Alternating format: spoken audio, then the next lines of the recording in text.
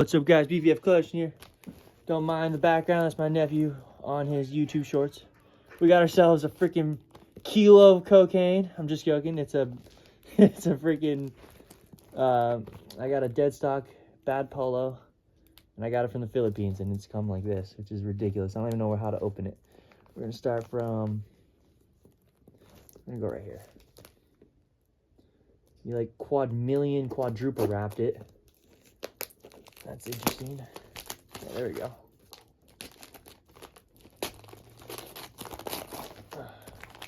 You put two, and then it was. Oh my gosh, you taped the crap out of this thing, though.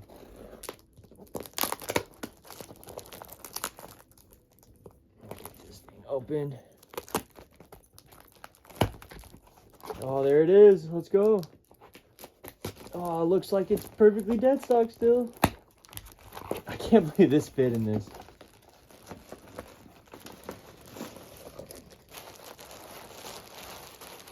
A dead stock bad polo, size medium. Very cool. Completely unopened. Yep, with the original packaging still on it.